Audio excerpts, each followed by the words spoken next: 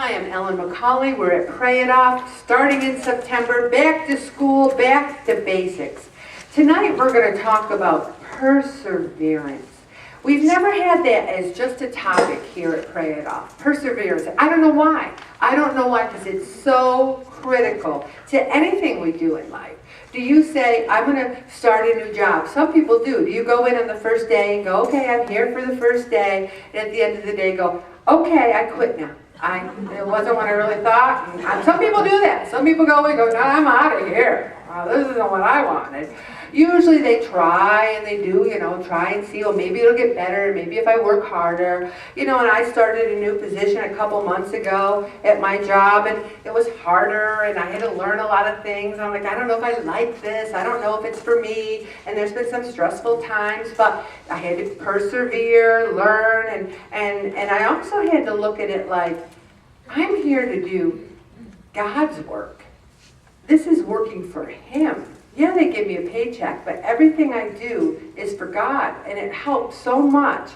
And even, Holly was saying to me today, there's times where she doesn't want to go running, and she's tired, and she thinks, God gave me this body. I need to take care of it so I can do His work. What is perseverance? When we talk about it, and when people end up quitting, it's when the initial motivation wore off and old habits started creeping back in and all sorts of obstacles started rearing their ugly heads. You leave here on Thursday nights and you are pumped. Oh, I'm going to do good this week. I'm going to do everything Ellen said. I'm going to pay attention. I'm going to keep a great log. And you're doing good. Saturday, Sunday. Ooh, I made it through the weekend. Monday night, you're like, oh, I'm so tired. That wasn't been good. And then your old habits. And that especially happens when people lose 30 or 40 or even 50 pounds. They think, I've been so good.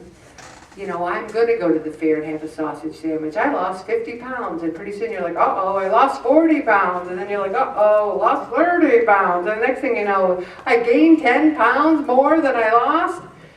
Nothing good comes without overcoming obstacles. Applying the discipline and commitment to making long-term, lasting changes is not easy. I gotta tell you, I was pretty pleased when people weighed in tonight. I didn't know what to expect. Labor Day weekend, the New York State Fair, last summer, hurrah. I was pleased. And so many people said to me, I don't think it's gonna be good. I zigged a few times. And they're like, what? I stayed the same? What? I lost a pound? Because when you're making long-term lasting changes, you're not as bad as you used to be. Oh, you're bad because you had 2 servings of veggie sticks instead of 1. Or you're bad because you had that 1 roll on the hot dog instead of no roll. Our bad is, back in the day, you'd be like, not even thinking about it. Give me 5 pieces of pizza, 10 wings, blue cheese, 4 light beers. You weren't keeping a log. You'd be like, I don't know what I ate, but just give me more. But now you're saying, I'm not as bad as I used to be. We need to keep our negative thoughts out of it. I loved when Kathy said, you think, I can't do this. I can't do this for a day. The thing is, we need, and I love this, what you might not yet realize is that the negative thoughts that ultimately affect you mentally and physically are always under your control.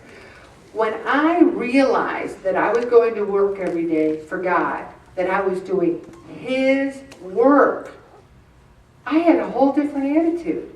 Things didn't seem as pressure-packed, and I would pray about everything. Help me here, Lord.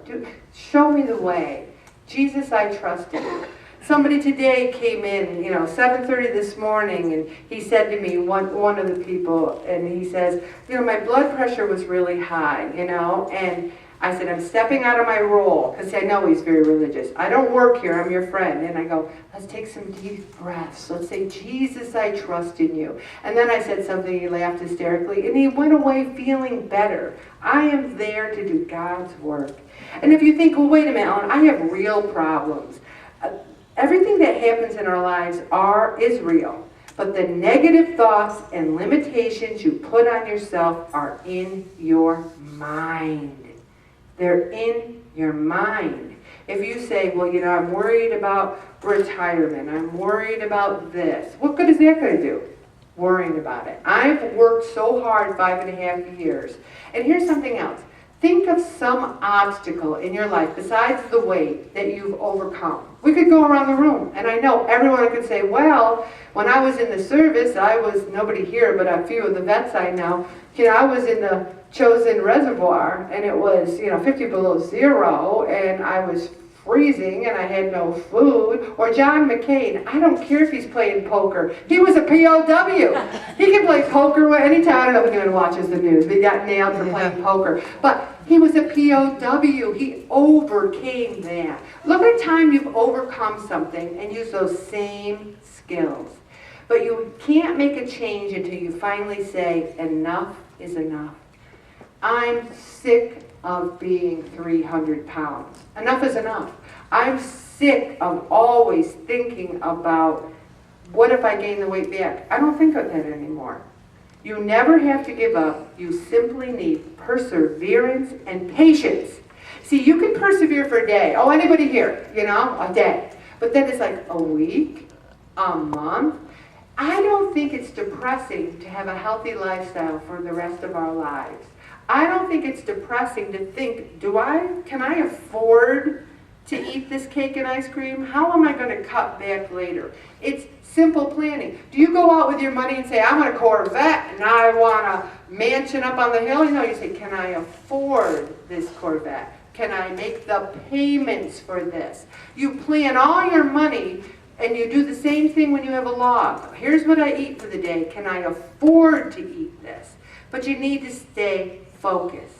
People were focused on July 11th. I'm going to session 12 and I'm focused.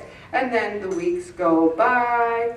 We need to visualize the success that we're going to have.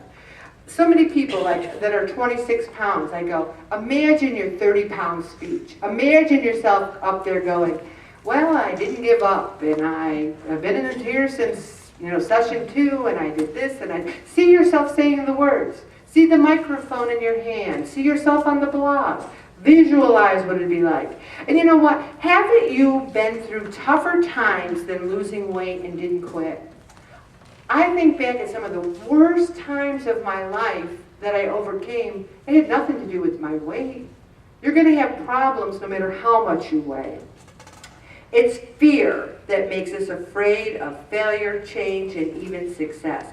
We're afraid we can't do it, so we don't do it. We're afraid we're not going to keep up with it, so we don't keep up with it. Fear is nothing more than a negative thought. Procrastination is fear, all wrapped into one. You procrastinate. I'm going to do this weight loss program, but not just now, because I got a wedding, I got a party, I got bunko, I got mahjong, I got everything. And anybody who plays bunko or mahjong, I'm not talking about you. But whatever you have, you think, I'm going to procrastinate. When the kids get out of college, when the kids get out of high school, the time is now. And this author here says, fear is the opposite of love. Christ is love. Does he say, and I want you all to be afraid all the time, and I want you all to be anxious all the time, and I want you all to worry all the time? He says, do not be anxious about anything. Not what you wear, not what you eat. Consider the birds in the air. Count your blessings. Compliment other people. I walk by someone, I'm like, oh, I love that. You look so great. And as I leave, I can see out of the corner of my eye, they're smiling. So they're smiling. Who doesn't like a compliment? Is there anyone here who doesn't like a compliment? Because I like them. Compliment someone. Be positive.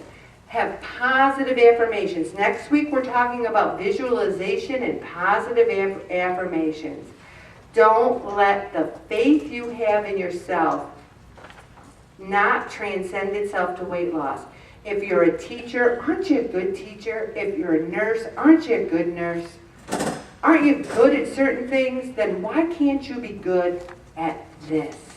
And if you find yourself stuck where you don't want to be, who is going to get you out of this?